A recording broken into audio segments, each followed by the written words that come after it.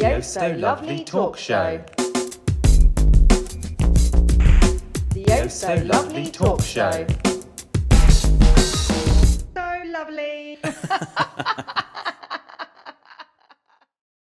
Hello everyone, welcome to the So Lovely Talk Show. We have got an amazing guest, Ateh, who has actually been with us on one of our first episodes back in lockdown, but that was nearing 5 years ago. A lot has changed and we were desperate to have you back on because we just love your energy. We tell you this all the time and it is just so true. But you know, on a personal level, I always love your honesty. There aren't many people out there that actually share the good bits and the bad bits as much, you know, as each other. And I think I really resonate with that and I really appreciate it because life is hard and we don't need to just see shiny stuff all the time. It's so boring. It's so boring. It's a goddamn lie. It's like, you know, back in like the noughties, I just eat hamburgers and I'm a size 4. No, you don't, fucking bitch. You're hungry, you work hard, and you work out 6 hours a day. And why do you have to lie to everybody? Exactly, because it makes everyone else feel you bad. want to look like that. You know what I mean? But like, it was just, we were just fed so much nonsense. Yeah. And it's so damaging. And it totally is. You know, you grow and you heal by you think that you learn so much more by failure. And by, I always tell my girls, kiss your scars. One day, the things that are horrific and scary and upsetting is the thing that you will be most grateful for. And it will turn into a scar and then you'll look at it and be like, I survived that. And that's actually powerful. You said that in the most like beautiful way. Like I couldn't have said that better myself. And I think every experience I've ever had in my life that has been horrendous, as you said, has been awful. And it sometimes takes a time to get past, take time to get past it. But like you look back, you wouldn't change it. Don't want to go back into the past, but how incredible to like live through it and then become the new version of yourself. And be proud of yourself because you did live through that. So Yeah. But how do you know if we don't talk about I know, that? exactly. People are so mean. So I think, more. But I do think the pandemic was a time where, you know, the weaves got loose. The roots came out. People were real. And I think that was a positive that people... they were loosey-goosey and everyone was losing their minds. And I think people became a lot more honest and authentic, which was a positive from that experience. So before we go too into it now, if you've been living under a rock and no one knew who you were, could you just give us a little introduction to who Ateh Jewel is? So I'm officially Dr. Ateh Jewel on the media because I was awarded, very, very proudly awarded a doctorate for my media career by Solent University. I am a broadcaster, beauty journalist, beauty founder, cultural commentator. You might have seen me on This Morning, Good Morning Britain. I have a Hello Magazine podcast called Second Act, which I'm really proud to host. I'm also a Marie Claire columnist. I write for lots of different newspapers and magazines, and I've been in the industry for about 25 years, mother of twin girls who are 14 turning 15. Wow. And you know, just trying to do my best. You look like and you sound like you're doing bloody brilliant. There's a lot. It's hard. It's I'm sure it's bloody hard, but how incredible. Like that list is endless, and to do it and do it with so much energy and grace, and it is totally incredible. And I didn't know about the doctor, so like I do think that deserves like a huge round of applause. Actually, thank you. It was such a beautiful. I tell you, because I went to university, I did my history degree. I couldn't afford to do an MA or go all the way. I'm super nerdy and quite academic. And so I just thought I just need to crack on, and I got on with it. And so to get given it on the other side was so healing. And I was like, thank you very much. I really appreciate that. No, so, that's and my girls got to see me get an award, and they were like little. They were like 8 or 9 or something. And Adana cried. She's such an old soul. And I was like, why are you crying? And she went, I'm just so proud of you. How incredible is that? She's I don't want to freak her out, but like, she knows I've said this, but publicly, but she said when she was little, she said to me, because I shouted at her when she was like 3, she was climbing, and I was like, get down from there. And she went, I never spoke to you like this when I was your mother. And I was like, oh.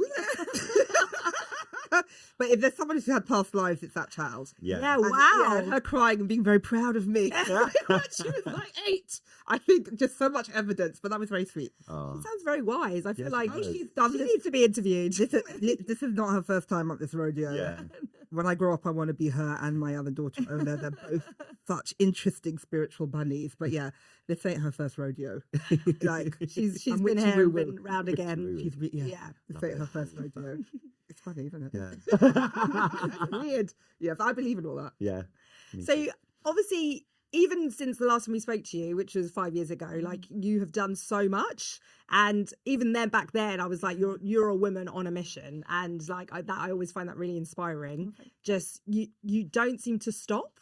But you always seem to get what you want from this is how it kind of seems. And, you know, forgive me if I'm wrong, but It's true in a really, not in an obnoxious way. It could be incredibly painful. Yeah. But if I do set my mind to something, I will get it, even if it's insane, because I have that persistence, delusional belief, manifesting, grit, resilience.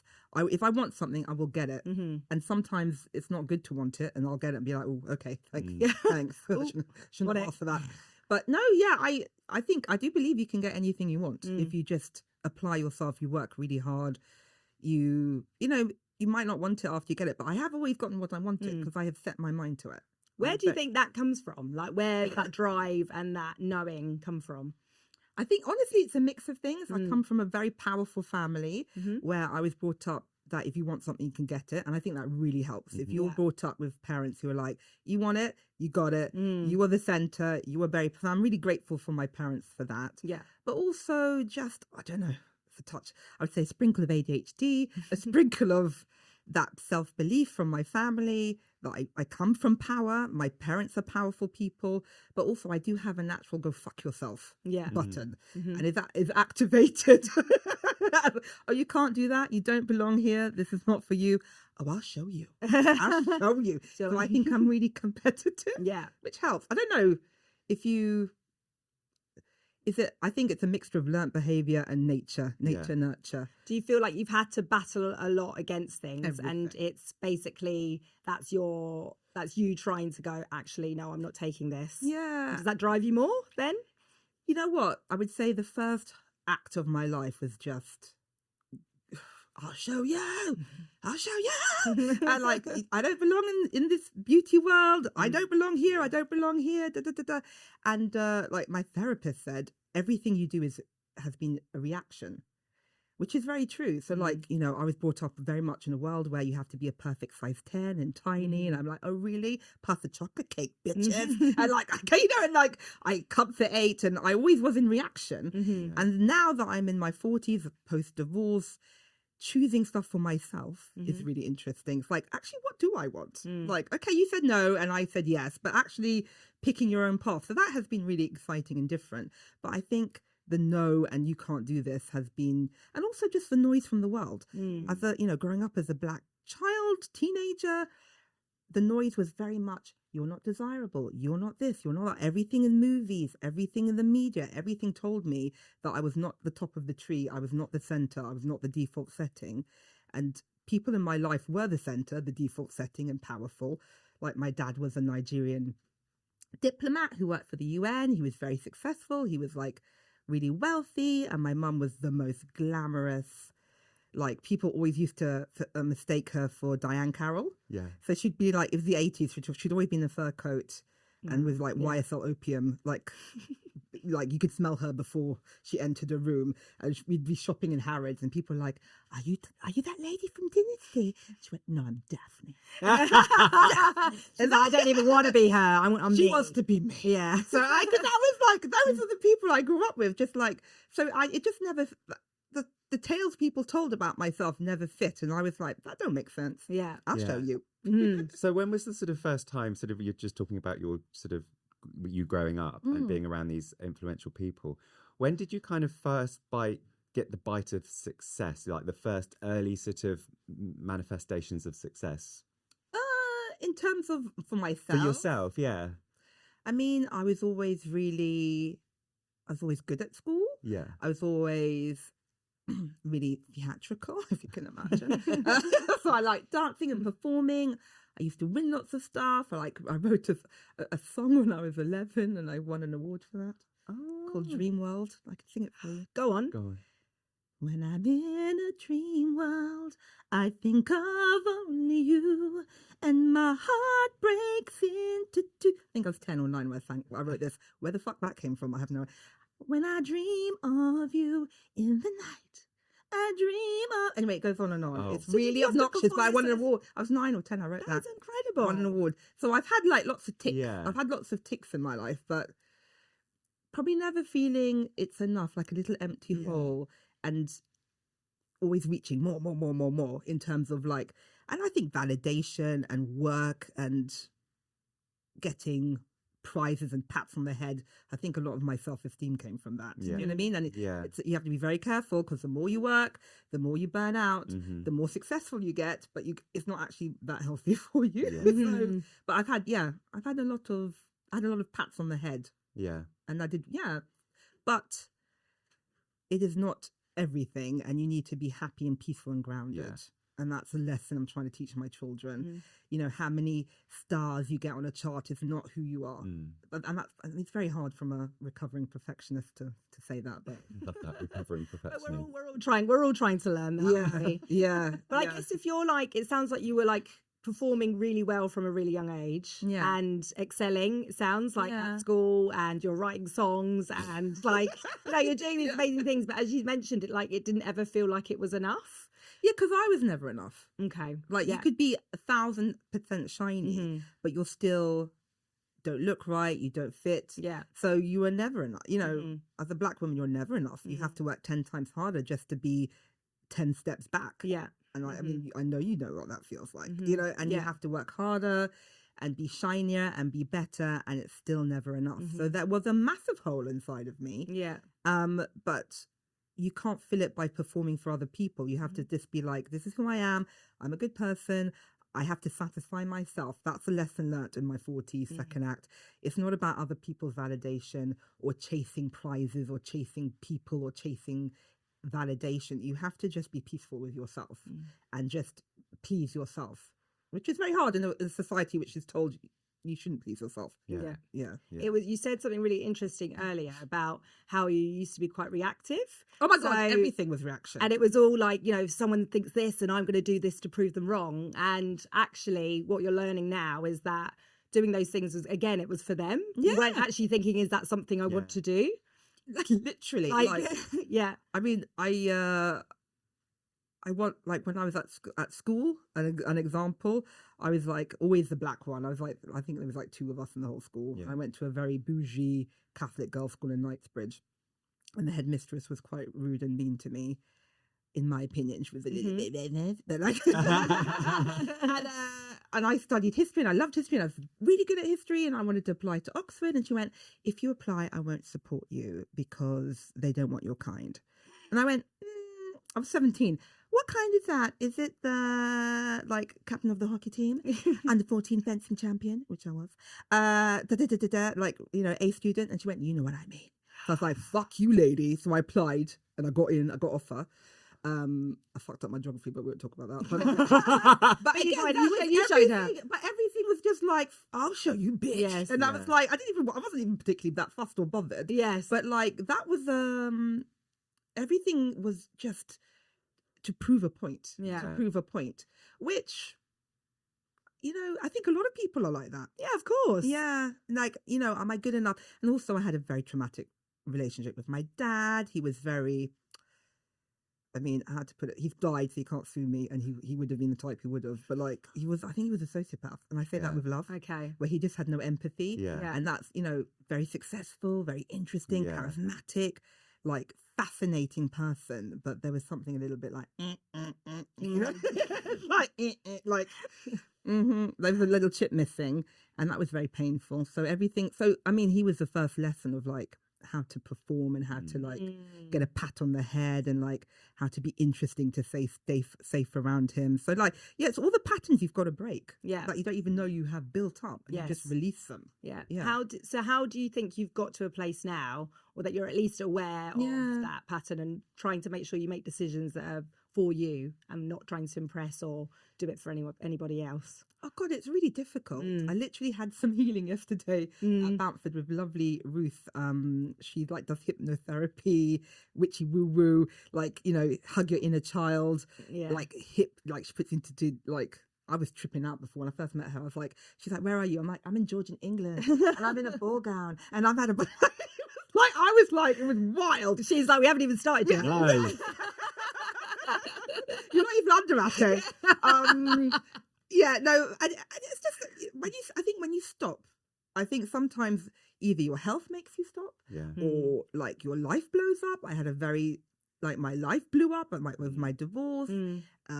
COVID changed my life, and like the pandemic, and it was a reset button for the world. And I think my broadcasting career exploded because I thought I was going to die. We're all going to die. And I was like, I don't give a fuck anymore. Let's just be me. And I think the most authentic version of myself was born. And I think all those things make you stop and reflect.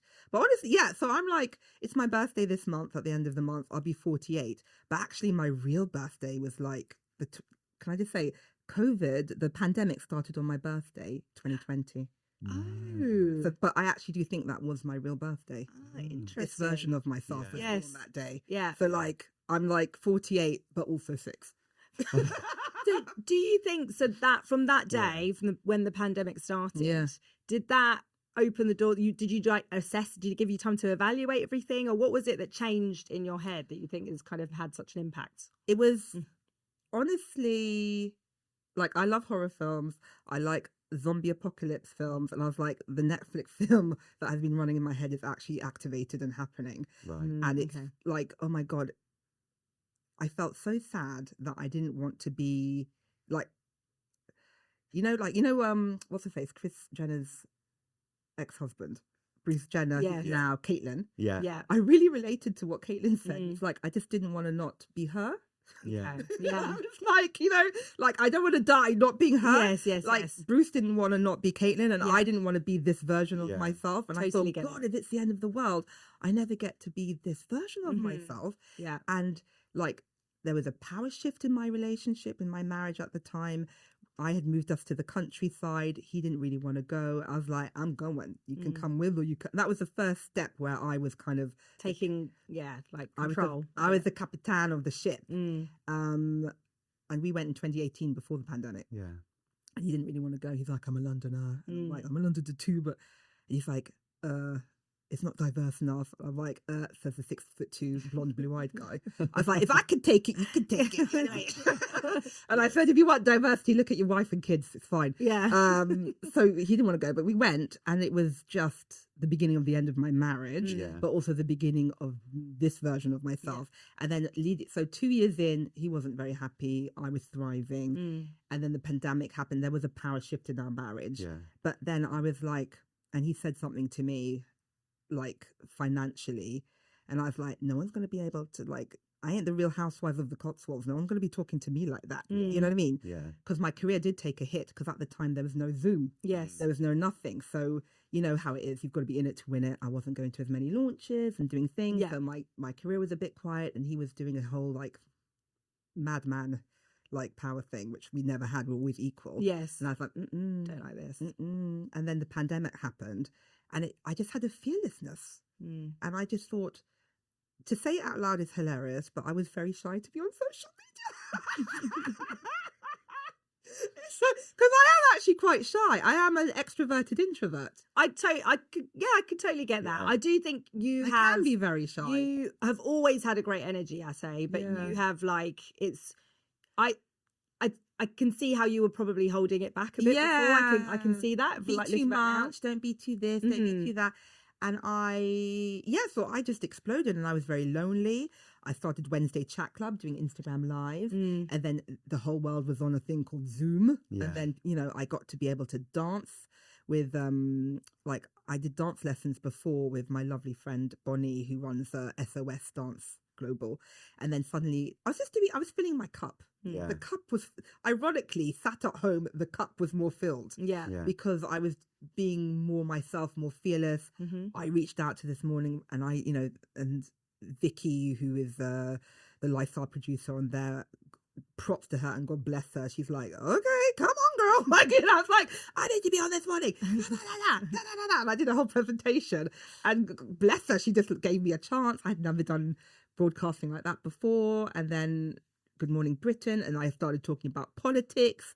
I'm very political. You know, I wanted to be a lawyer, but that's why it's not for me, really. Yeah. Like, you know, there's lots of things I could have done. I could have gone into politics, law. Yeah. My dad was like, Ateh, I thought you did well at university. What happened? Did you fuck up? Why are you in beauty? I was like, no, it's a conscious choice and it's fabulous. Yeah. And I'm as political as you are, but it's just a little bit more glamorous. Like, talking about all the same things you're talking about, but it just means more to people because it's in their handbags. Yeah. You know? And it's accessible to a lot more people. That's no difference. The things I talk about. I always say I talk about power, identity, and status. And that comes through in beauty, it comes through in politics. Everything I always saw a link. Yeah. And so suddenly all the links I had, I could go and talk on This Morning or Good Morning Britain. I was on CNN with Chris Cuomo talking about, you know, Meghan and why everyone hates her. Can I just say, with the artist formerly known as Prince Mountbatten, and I have said this from the beginning, what exactly was Meghan's crime rather than being fabulous and free and not centering a man in her life? That was her real crime, not being grateful. Yeah. That was, you know, we've got people being like, having their doors kicked in and the popo coming for them. You're okay, but no, Meghan's the problem. Yeah, okay, all right then. So like I was just putting all these dots together, and that was really lovely, and that was so freeing. And yeah, that was the beginning of putting all the bits, because I always felt that I had to be a bit covert. You know, I literally had to be covert. If I rocked up to Vogue House as I am now, they wouldn't let me in the door in 2001. We all know the rules. We all know. I always talk about invisible rules. I do a lot of talking and public speaking. And I always say this question: if I was to give you £5 million cash, if you could be a size 24, no health risk to you, but for the rest of your life you have to be size 24, who would take the cash? No one takes the cash. Would you take the cash? Interesting. No. I haven't thought about it, but yeah, maybe not. Because you know what the rules are. You'd be ostracized, you wouldn't get cute clothes, you'd be judged. Your life, you'd be a second-class citizen. And everyone knows that. But you don't say it out loud. You could be a millionaire. You never have to work again. People don't take the money. Because I always say if you hit the gym enough, become OnlyFans, you can make more than 5 million. Very true. But power. So so I always knew the rules. So I just want to slightly backtrack a bit, because I'm fascinated. We've known you for a long time. But the bit I don't really know is the shift from London to the Cotswolds. I mean, you obviously there was a power shift going on there. Why the Cotswolds? Was there a community there that you wanted to, that you already had, or was it something that you there was a change you wanted to make, you didn't know what it was, and that move was the metaphor for it? So I gained 11 stone in my marriage. I completely take responsibility for that, what I put in my mouth. It was, food has always, you know, first of all, I don't know a woman who has a positive relationship with food. It's either the enemy or your best friend. So for me, it was my best friend, comfort eating. I gained 11 stone. I gave myself type 2 diabetes in 2016. And I'm witchy woo-woo. And I'm like, if I don't change my life, I'm going to die. And I spoke to this doctor who was, he was very... Now, I don't respond to tough love. I'm like, really? Go fuck yourself. But this doctor, he gave me tough love in a very sweet Papa Bear way. And he was black, and he was like, I know he wanted me to win. I don't know how to say that. Other doctors have been really mean to me and be like, and he wanted me to win. He's like, if you don't stop this, you're going to be dead by 50, you're going to have a heart attack, or you're going to stroke out, or you're going to have a lifestyle-related cancer. I've seen it all before. And I was like, well, I've got shit to do, so that's not going to happen. And so I lost 4 stone in 4 months, because I can do that. I just stopped eating sugar. I started doing ballet. I started working out. Like a switch, I just did it. And I was like, but I'm still not feeling the best version of myself.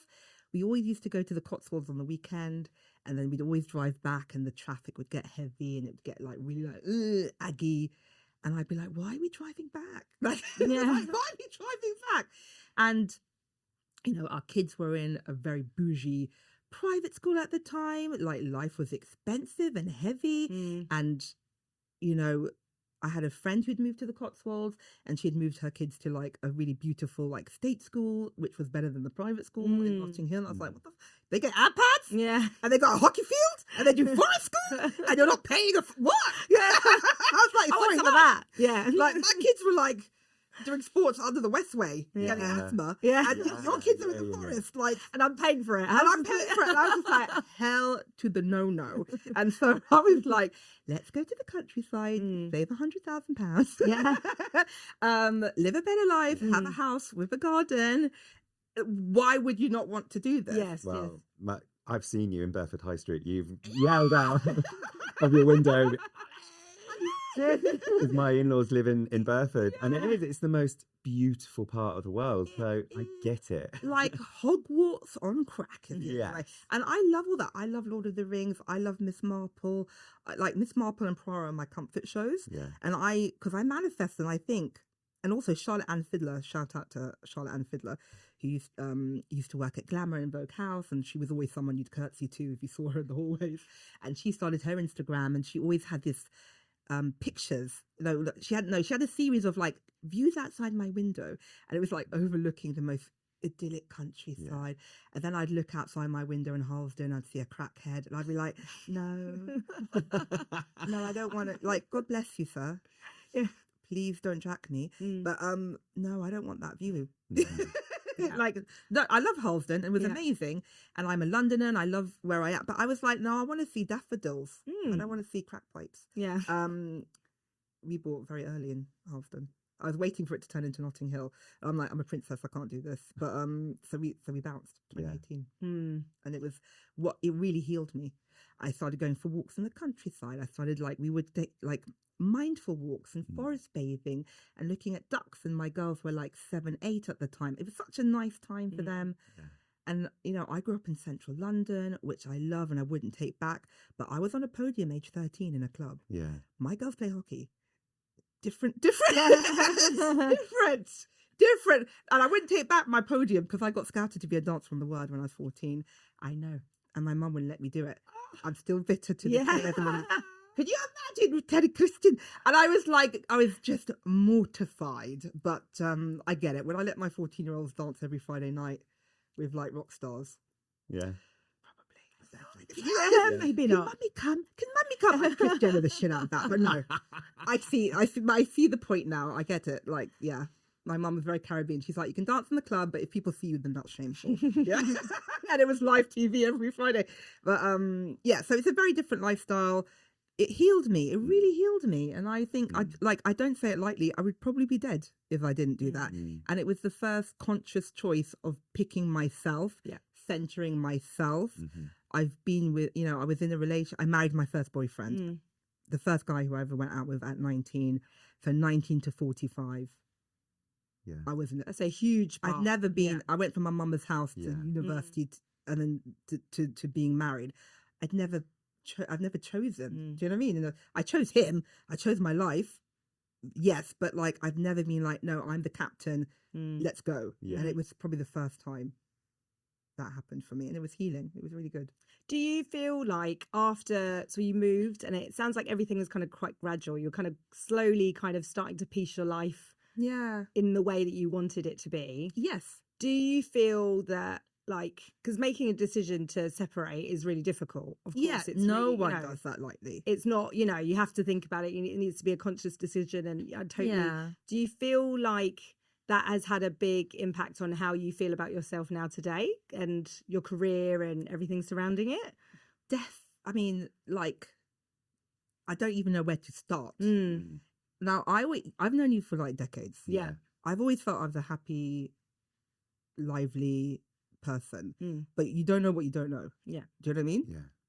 It's I don't know.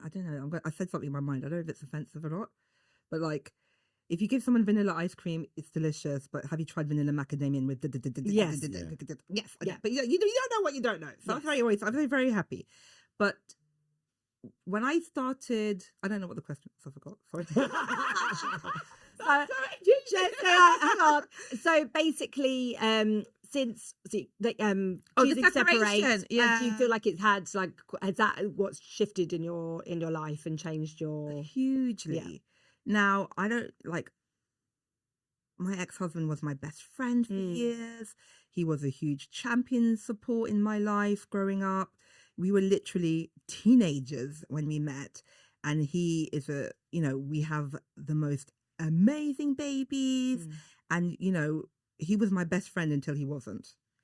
And it's just really sad. And people do change, but I changed. The power shifted. Yeah. And, it was the more I became, I don't know. I say I got shiny and he got a bit shady. Do you know what I mean? And it's like, and that's okay.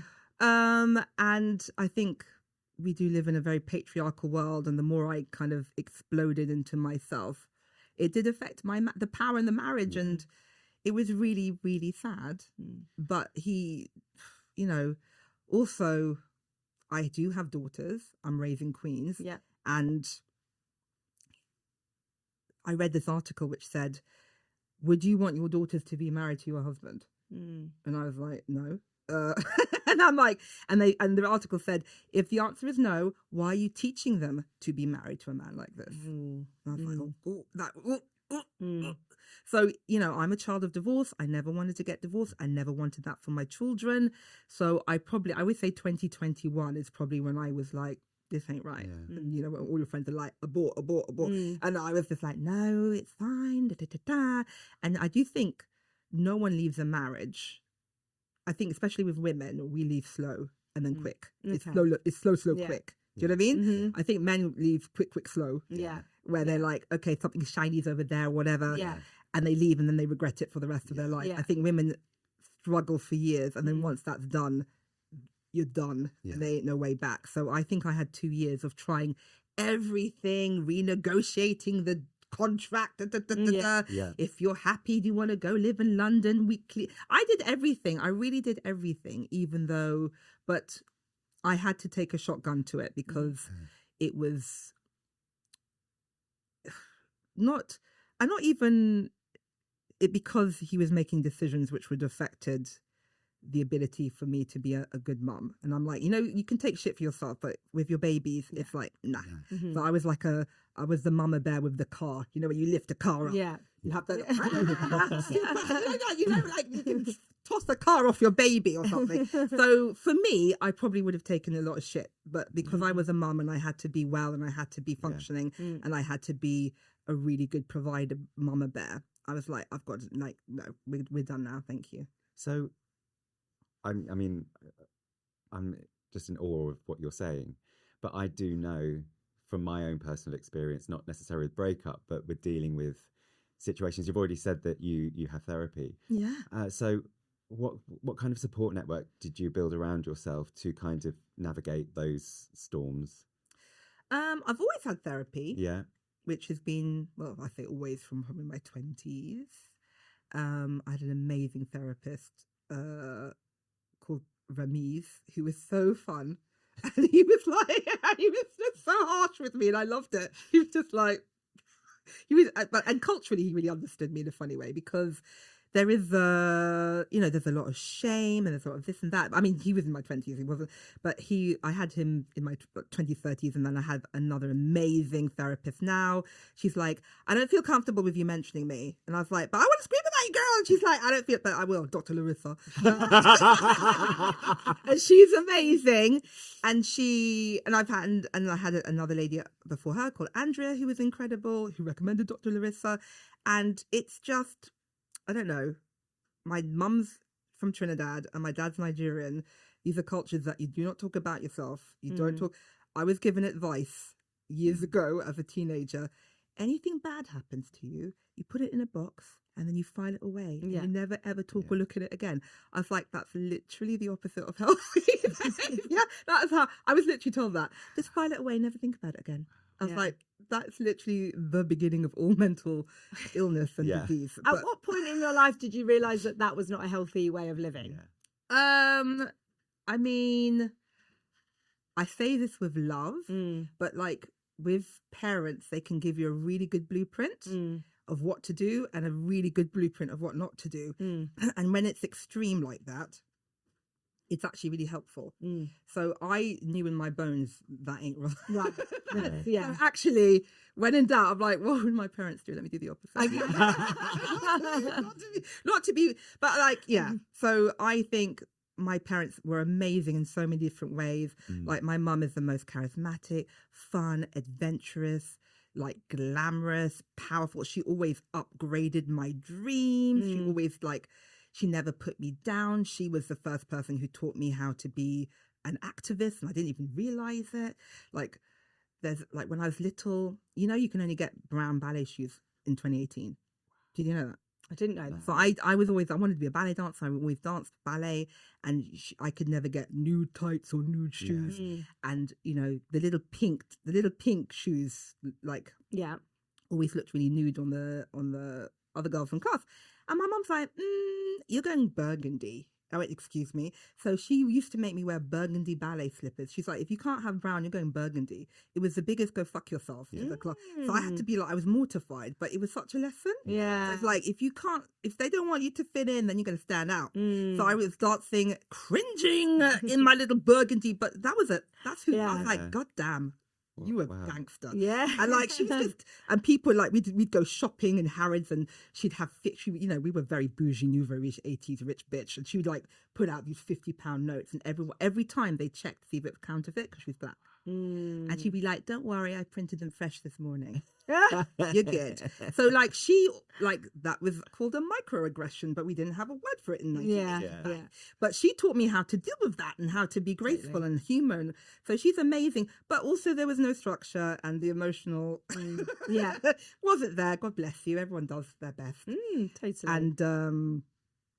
And we're all neurospicy. And my daughter got diagnosed, and I was like, they say it's through a parent. I was like, and I got diagnosed last year, and I was like, it's through a parent, Mama. And I called her and I said, Mum, just to let you know, it's not an accusation. She said she's 80 this year, and I was like, and last year I got diagnosed. I said, it's not an accusation, it's not a dirty word, but just to let you know, Ola's ADHD, I'm ADHD. Is it? Call me crazy. I think you're ADHD too. And she's like, I don't believe in it. I don't believe in this. And I was like, and I said to her, why the fuck are we talking at 3 a.m.? Because neurotypical people don't do that. She's like, I'm watching a Netflix series. I was like, she's so ADHD dopamine. Yeah. She said to me, oh, there's this show called The Crown. It's amazing. I was like, oh yeah, I've heard it's really good. I was like, she goes, yeah, I just started watching it. And then 3 days later, I said, oh, what episode? And she's like, oh, I finished it. I was like, if that's not the most fucking 6 years worth. Oh my God. Days. Yes. That's not the most ADHD. Okay, hello. Hello. Yeah. But you know what?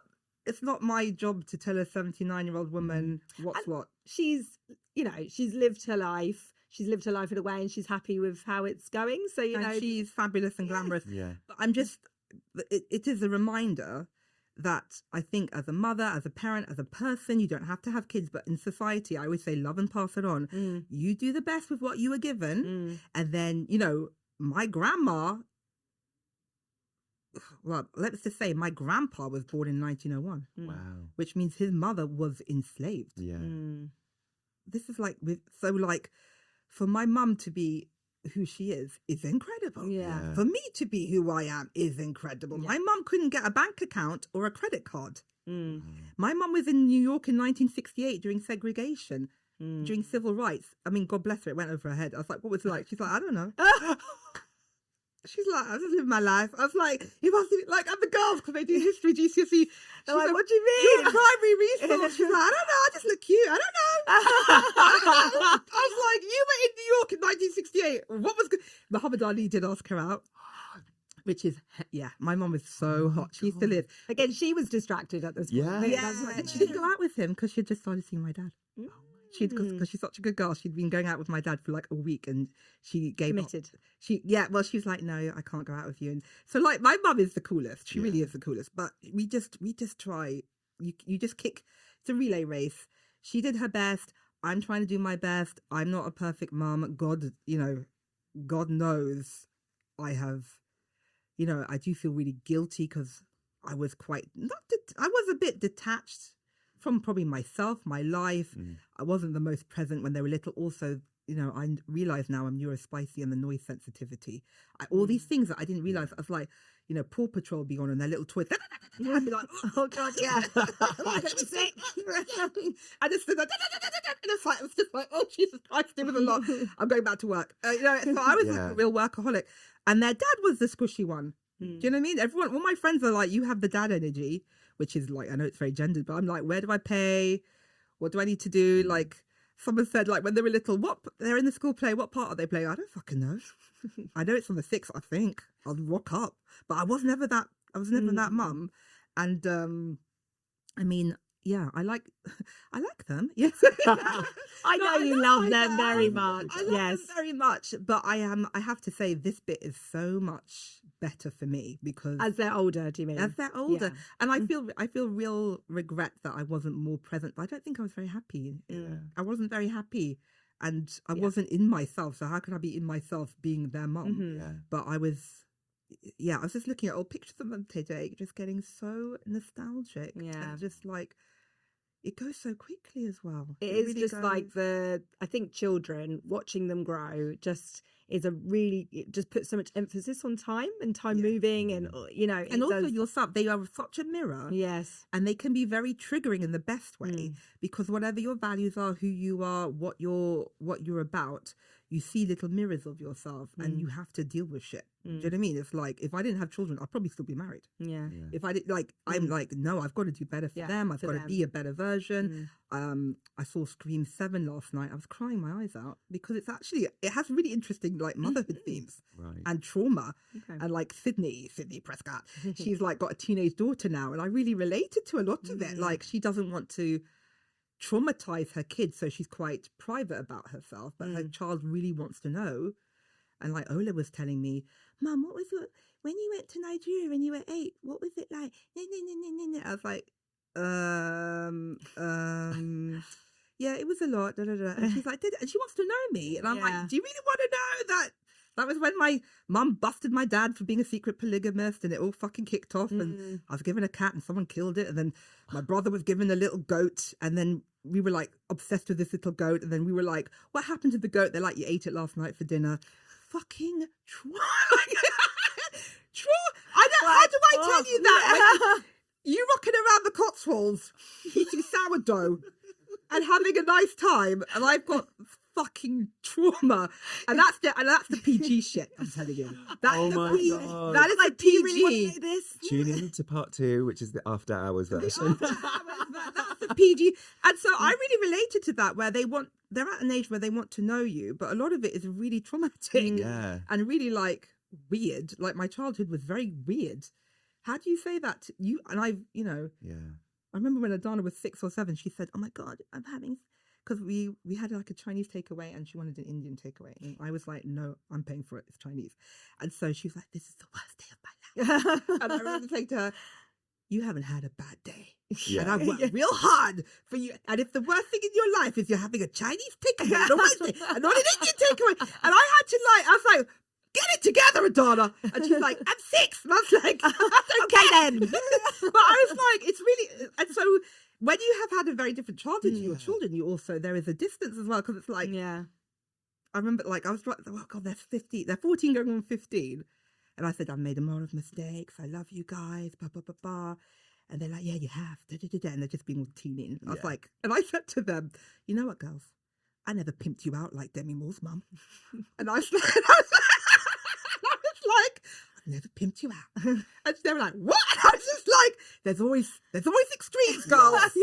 Okay, I didn't let you go to that party, but God damn it. See, and you know what? It's so like, do you know that Demi Moore at 15, her mum used to pimp her out for money, for her drug or drink money, allegedly. I think it came out in a book. And when you think of what other people have gone through, and she is still the person she is, and I've heard that she's a lovely, warm, amazing woman. There's always someone who's had it. Yeah. Oh, totally. And then look at how beautiful she's got her daughters, and I can completely see, she moved to that Idaho and she wanted to create that idyllic life because you were traumatized. Yeah. Show me someone who's been through trauma and I will show you a picture perfect construction they're trying to make. And that's why it was really heartbreaking for me, because I wanted them to have that sourdough frolicking lambs. And then when I got divorced, it was like, oh shit, I'm traumatizing them. But pick your poison. They're going to be warriors. For instance, your list of like achievements and the work you do is huge. You're also a mum of two, and now you're a single mum of two doing it on your own. Like, that is a lot. Like, how do you even like begin to even kind of prioritize like the fact that you've got so much energy and passion for your work? It's incredible, and you're setting as such an amazing example for your girls, like, totally. And like, it was interesting, when you said, I'm not always going to be at the dances and I'm not always going to be there, and like, you can't do it all, of course, so you've got to kind of choose your priorities and what works. How do you figure out what is going to work for you and your family and Ateh? I think balance was always a dirty word for me. And it's a lie. If you want to be successful, you can't be balanced. You've got to work harder than everyone else. Yeah. That's just the way of the world. It's like, if you're working 10 hours, I was working 18. And I worked so hard. And the beginning of my career, I used to work 7 days a week because I worked for free, it was back in the intern days. And so I'd work Monday to Friday for free, or like £2.50 or something a day, just like expenses. And then I'd work on the weekends at Estee Lauder counter as a beauty consultant, so I could afford to go to work.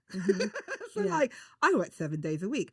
And then when when I was married, I worked really hard. And then we started a production company and we would do filming for Headmasters. That was like a side hustle. It just happened. I was like, okay, I'm a director, editor, producer now. Okay. And then that was like 15 years of my life. A lot of people don't know, but we did a lot of content for like Chanel and Dior and Estee Lauder and backstage at Fashion Week. And that was just a side hustle that I just created while I was filming at London Fashion Week while 5 months pregnant with the girls. My cameraman was saying, I'm tired, I'm hungry. I had to go to Starbucks to get him a drink and to get him nuts because he was tired. And I was like, I'm literally making two people at the same time. Please get your shit together. You're missing the goddamn show. And I was always really like, I was always really hungry and I just wanted it. And I really love working and I love, I always say I would have been an amazing pirate because I like the hunt. I like the hunt. I like to get things. I like to venture. It's probably like the ADHD with my personality, but I am a hunter. And and then the babies came along, and you just love them. It's just probably, I can admit that now, I was very scared to love them because I'm so sensitive. And I read this quote that when you have children, your heart is on the outside of your body, and it's so overwhelming, and you do anything for them and you love them, but also I found it very overwhelming. Like, but I went back to work 2 weeks after they were born because I was offered this huge opportunity filming for the first time in front of the camera, and I was like, I love you, but Mummy's got to go. They were like double breastfeeding, but I also really do I regret that? Probably not, because it's who I am, but I wish I was protected a little bit more. Someone should have just slapped me and say, sit your ass down, and like, but I never had that growing up, and I didn't have it in my marriage where I was like, and I didn't have it for myself, but it's who I am. So there is no balance. You can't get one without the other. A healthier way is to be like, it's a marathon. Maybe slow down for 5 years and then speed up, That's not been the case for me. Actually, it's the case now. I'm probably slower now than I've ever been. Like, I went to the gym and I did a sauna yesterday, and I would have never have done that before. So because I was going to say, by doing all these things, like, eventually you will burn out. You will burn out eventually. I did. Yeah. So do you think you've had this moment where you've like had to experience this burnout, and do you think you're a lot more aware of like slowing yourself down now, or does it come more naturally, or how do you know what? I wouldn't say. Okay, so 16th of August 2016 was my diabetes diagnosed day, and that was a massive. There's dates in your mind that stick out. I was like, okay, I am mortal, because sometimes you don't really think of yourself as mortal. I will die one day, and this body is my vehicle, and I need to this body needs to work so that was the 2016 was the first time I felt human and mortal, and I have to look after myself. And that's when things started to change. I was much more aware of my body.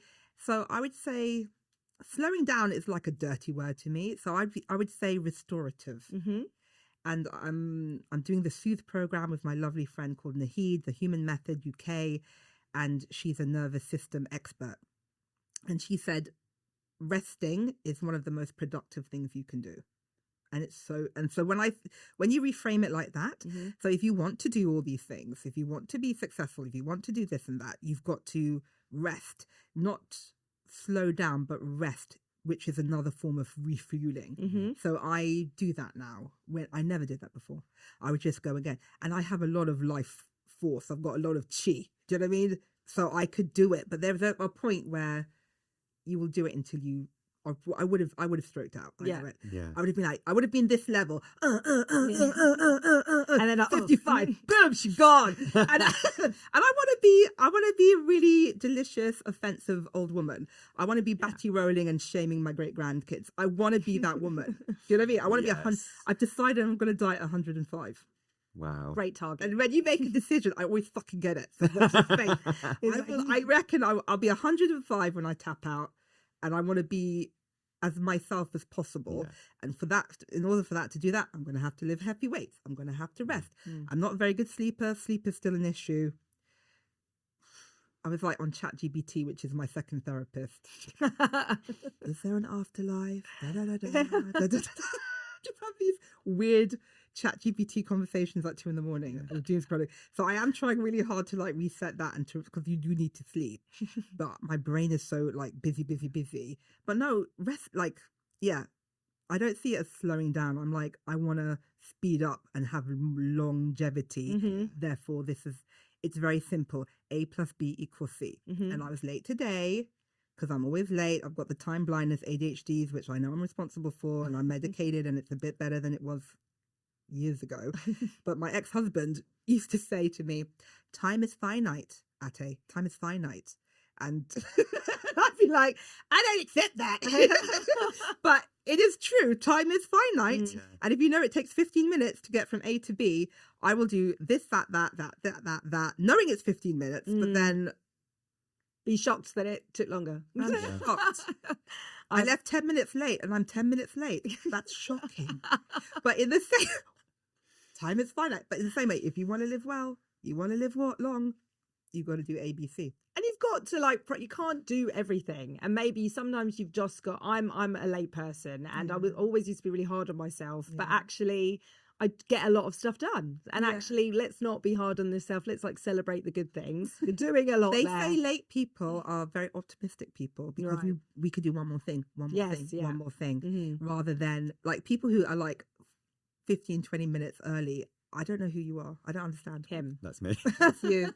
You're very optimistic. I'm always 20 minutes early. I love that. But it's like, it's mystical.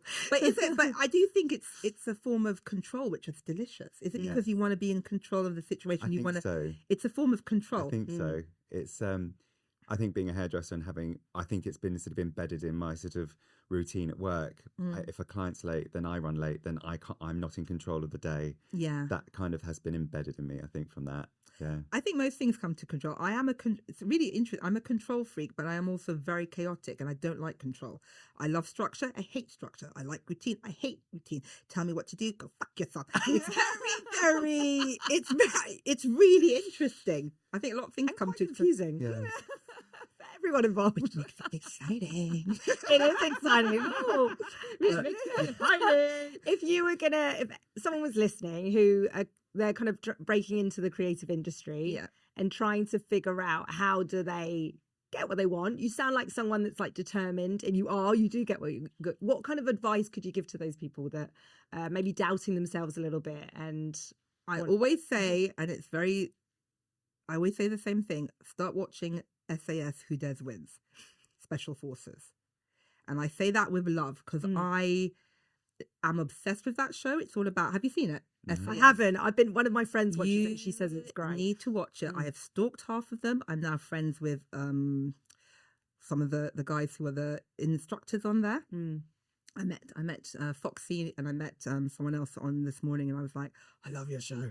Da, da, da, da. I was like literally head to toe in pink and a tiara, and they really were so sweet to me and took me really seriously because they were like, I think you'd be good on it. I was like, fucking would. Smash it. And yeah, SAS, I say that because it's about special forces, and the creative industry is very similar to special forces in that you have to be part of a team. There is hierarchy.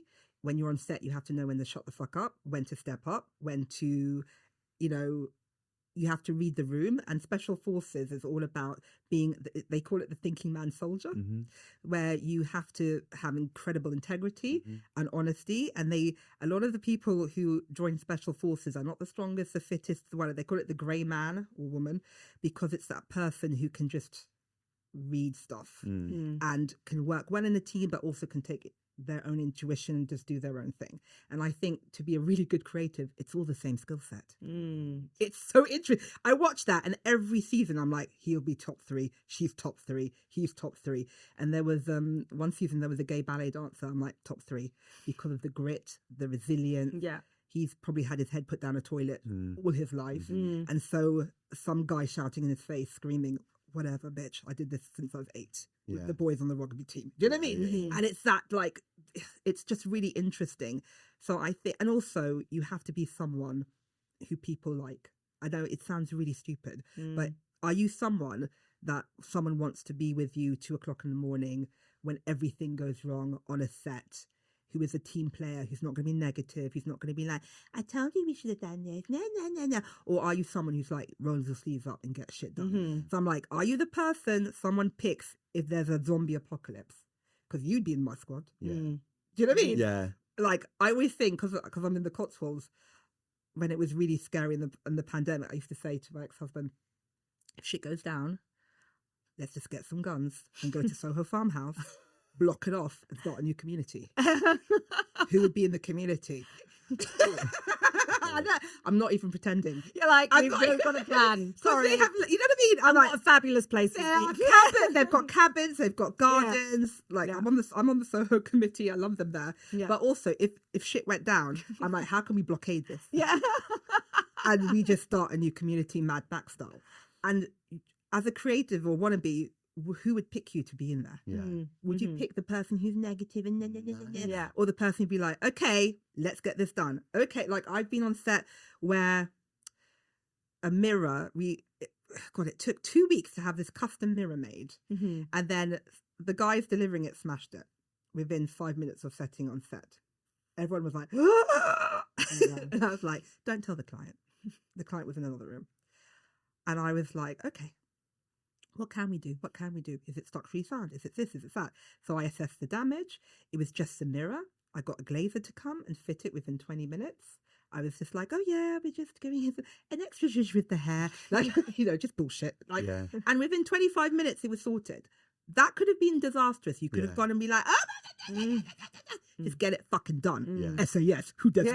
Get it done. Get the mission done. And I think that is, so I don't say that lightly. A can-do attitude, positivity, everything can be learned. Taste, I do think is nature. But that is also personal, isn't it? It is also personal, but most things can be taught, but you cannot teach attitude. And I say this to my girls, everything can be taught. You cannot, and also A-star behavior, I call it A++. Do everything you're told or asked, and then do one more. So and the best PRs, like our good friend Laura Hinton, who is the best PR I've ever worked with in 25 years. Like, she has A++ creative. So say I ask for an eyeshadow or something, or you ask for a hairspray. A good PR will send you a hairspray. A great PR like Laura will send you a hairspray, some rollers, a brush, and da-da-da. And you're like, oh, I didn't even know I needed that. Oh, I can create volume now. It's anticipation. And if you're a good creative, be that person on set. I know you wanted a coffee, but I got you coffee and a croissant because I know you like that. You will be the one who gets the job. I know you wanted to have this interview with this person, but I thought it'd be really nice to get some B-roll as well. You will get this. I thought it'd be really nice to do a cut down for some reels and get extra content. I don't know. You can't teach that shit. No. You have Well, to you know have. that. You just taught me. Yeah. But you are those people. Yeah. Yeah. And you could naturally have it because of your family, your fixer, But these are the skills, I think, if you want to be a really good creative, just be a good egg. Yeah. Don't be a dick. Well, Ateh.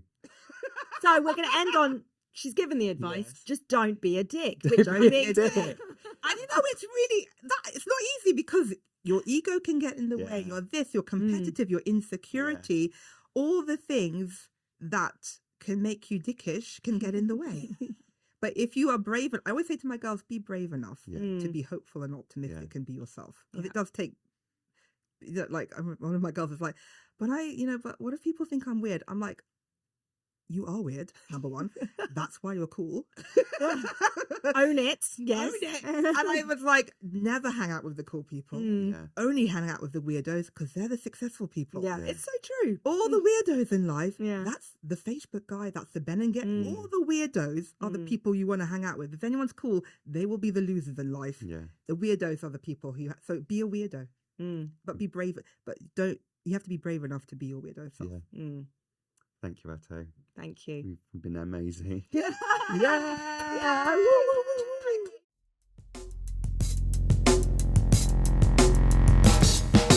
The Oh So Lovely Talk Show. The Oh So Lovely Talk Show. So lovely.